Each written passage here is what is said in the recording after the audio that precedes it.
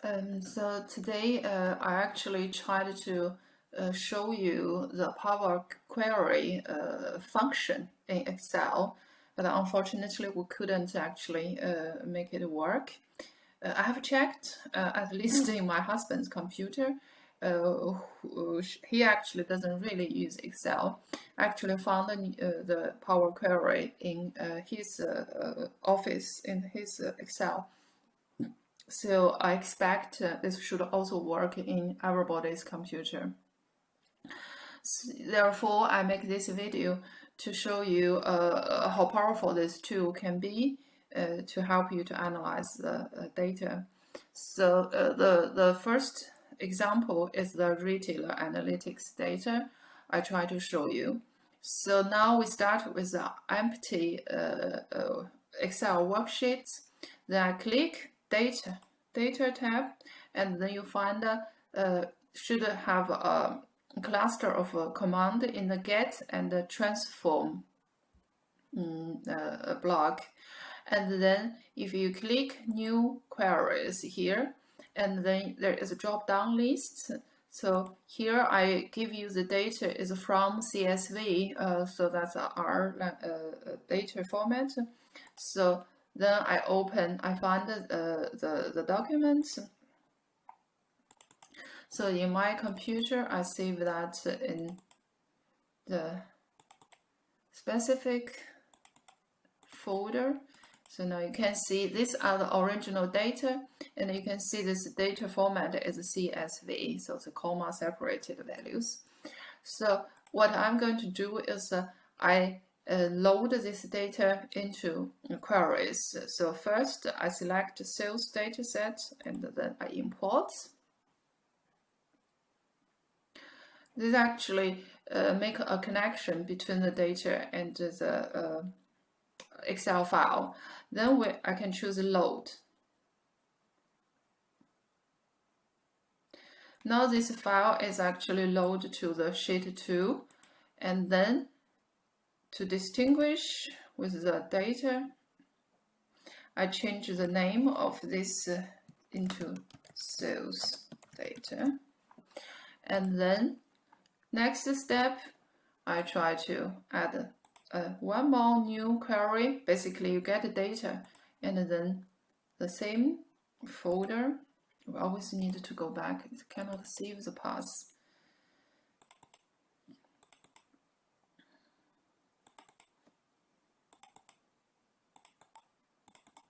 And then I choose the feature data, import. And then here you can load. I can also load it. Generate a new data worksheet. Then I change the name into feature data. And then I have the last data set I would like to also import. Always need to go back to your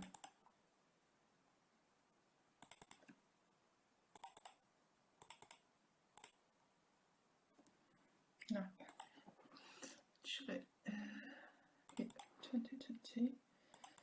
Then try to find it to store data sets. And then you actually also choose where you would like to load it to. Then actually can load it to the existing worksheets, which is sheet 1. No, doesn't work. So I cancel it. So cancel it. I have to reload it.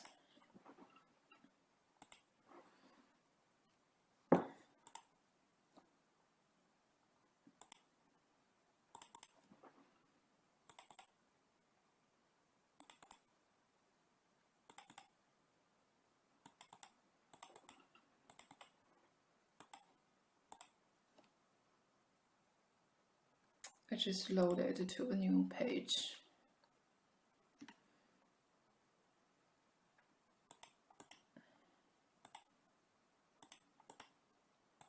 And I have the stored data.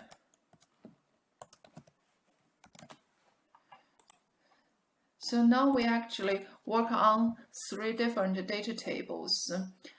So here, if you click any one of the queries on the right-hand side of your screen, and then now you can open a new page. It's called a Power Query Editor.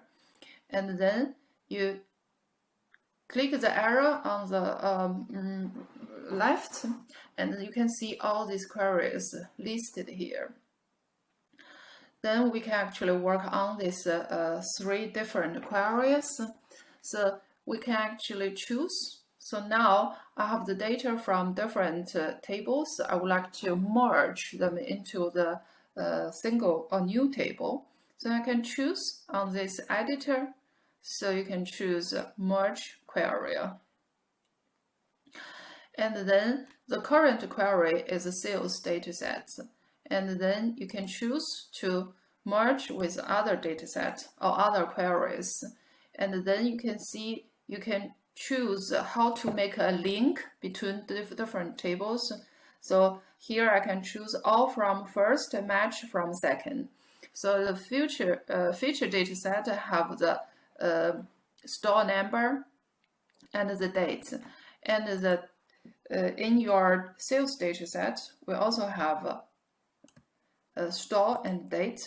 So these 2 columns actually make all this data information connected. So we choose to use these 2 columns to actually match the data on the 2 different tables. Then in the first table, you almost have 421,000 rows, and then they will match as the first one. Now you can see the new feature dataset added to the first sales dataset query. And if you click here, there is a little button. If you click it, and then here you actually can choose which specific column you want to add to. So we do not want to add all the columns into your new table. So for example, I'm interested in the temperature and the fuel price and CPI. And you can click it. You can also choose to keep the prefix of the new query, or you actually just use the direct name. And now you can see this table, these 2 queries actually merged. And then what I did actually is to merge the query directly. You can actually merge the query as new. So if I choose merge the into a new one, then actually still use the current the sales dataset and to merge with the store dataset. And here you can see you have the store and the store numbers matched. And here we only actually match the store types into your first large table. So you can choose all from first, match from the second.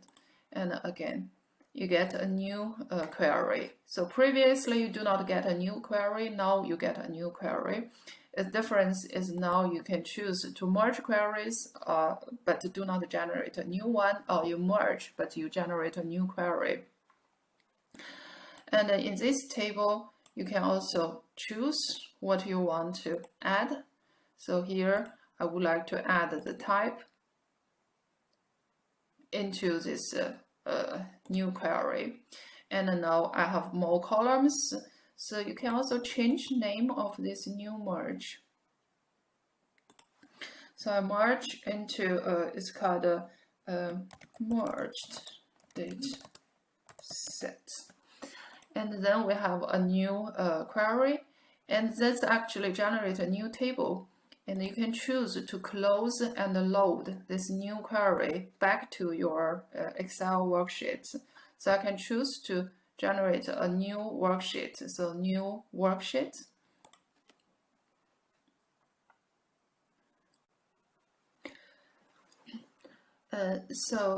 We had a short video previously explaining how to merge the how to import different tables from different sources into Excel, and then how to merge the different tables into the single or larger table.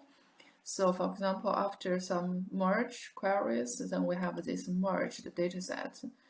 And then we can actually directly work on this new worksheet, or you can actually further look into the Power Query editor. So I decided to keep these short videos, so then we'll actually easier for you to locate what you want to watch.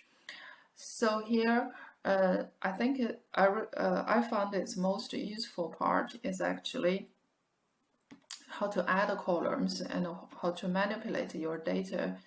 And then here, first we can click this arrow, and then you can see more queries has been defined. In order to actually get more data out of this analysis, you can actually always duplicate. So if you right-click this query, you duplicate it, you get a new query. For example, if you want some new data, for example, you generate new tables. I want to store average sales. You actually can choose to do group by in the home tab. So for example, I can choose to group the data. So I would like to group the sales by the store, and then new column name. For example, I want to have the average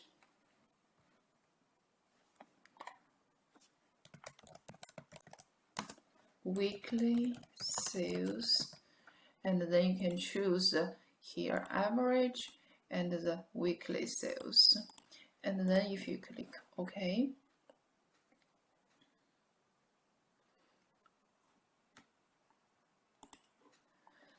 then after a while they will work out such a new table for you. So each store has average sales. This actually is a new query, so you can choose to close and load to. So you can load to a new worksheet for this new information. Then we can name that as a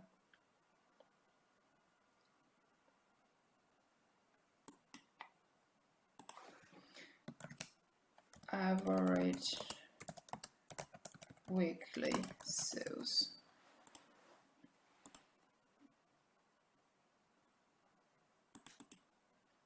And then again, you can open the queries again by double-click the queries name, and then now we can actually change the name into average weekly sales by store. And then you can leave this query here, or you can actually delete that if you don't want to continue to work on that. Here we actually can generate new results or new tables. For example, you want to work on yearly sales or something, then we find the column date. Find where is my date? Date. So this is the date column, and then you can actually choose to add a column.